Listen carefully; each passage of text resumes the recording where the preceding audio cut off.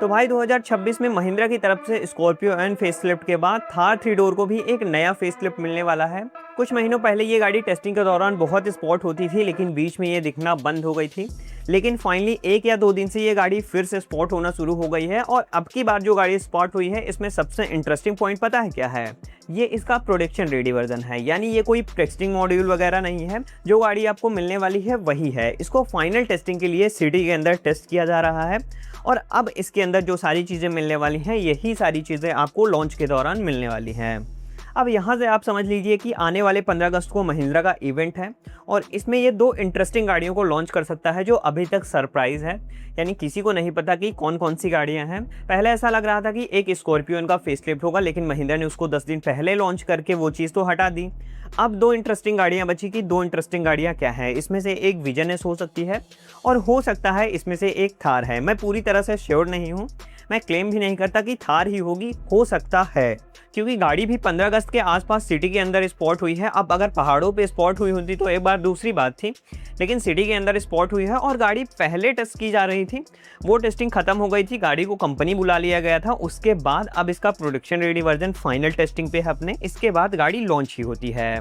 तो चलिए आज की इस वीडियो में बता देते हैं कि गाड़ी के जो स्पाई शॉट्स आए हैं उससे अपडेट क्या पता चले हैं, यानी जो फाइनल चीज़ें हैं वो यही आने वाली हैं। तो आज मैं आपको सारी चीज़ें क्लियर करने वाला हूँ।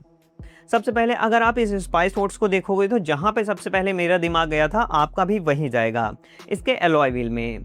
पहले जब इसकी टेस्टिंग की जा रही थी तब इसमें थार रॉक्स के मिड वेरिएंट वाला 5 स्पोकन वाला एलॉय व्हील लगा के टेस्ट किया जा रहा था। उससे अच्छा तो जो करंट में थार में आता है वही अच्छा लगता है, वो थोड़ा सा उतना ज़्यादा एग्रेसिव नहीं लगता। लेकिन अभी के टाइम पे थार जिस एलॉय व्हील के साथ स्पॉट हुई है वो भी 5 स्पोकन ही है, लेकिन उसका डिज़ाइन थोड़ा सा डिफरेंट है उससे, और ये काफ़ी बढ़िया भी लग रहा है। बाकी टायर साइज़ को देखकर जहाँ तक अंदाज़ा लगाया जा सकता है ये 18 इंच ही है। इसमें 19 इंच टायर की उम्मीद मत करना, इसमें आपको सेम टायर साइज़ वही मिलने वाला है। बाकी अगर इसमें एक अपडेट आ जाए, इसके रियर में भी डम ब्रेक की जगह डिस्क ब्रेक का ऑप्शन आ जाए। फ्रंट में तो डिस्क ब्रेक आता है, लेकिन रियर में अभी भी इसके डम ब्रेक आता है, तो वहाँ पर इसको अगर डिस्क ब्रेक दे दे तो ज़्यादा बढ़िया हो जाएगा।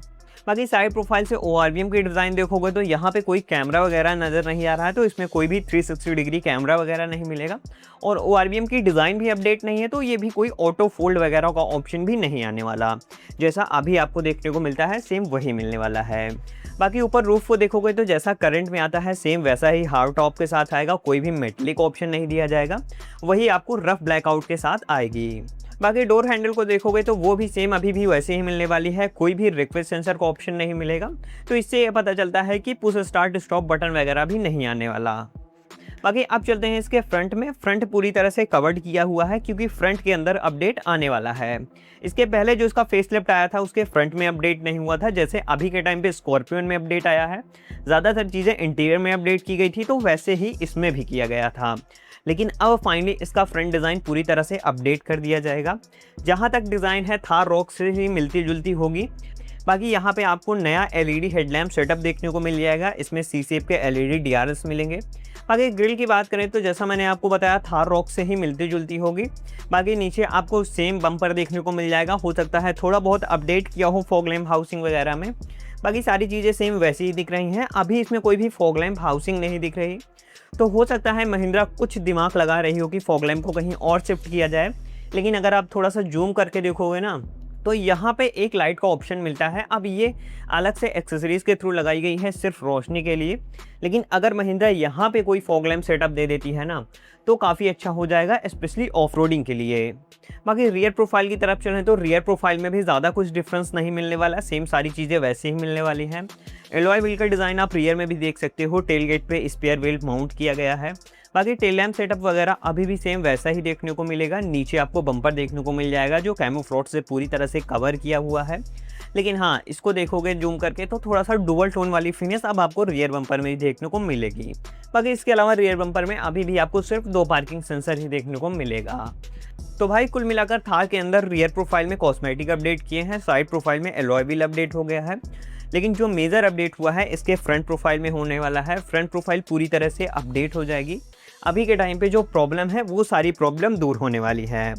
बाकी अगर इंटीरियर वगैरह की बात करें तो इंटीरियर में ज़्यादा कुछ अपडेट्स नहीं होने वाले और कोई भी स्पाई शॉट्स भी इंटीरियर को लेकर नहीं आया है।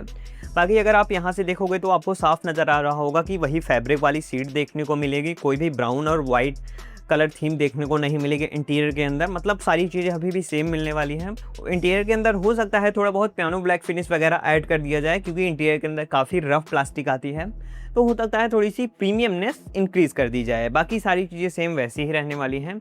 बाकी लॉन्च डेट पे आओगे तो लॉन्च डेट के बारे में अभी कुछ कंफर्म नहीं कह सकता, हो सकता है 15 अगस्त को लॉन्च हो जाए। महिंद्रा है, कुछ कहा नहीं जा सकता। बाकी यही थी थार के बारे में जो इन्फॉर्मेशन थी, स्पाई सोर्स से आई थी।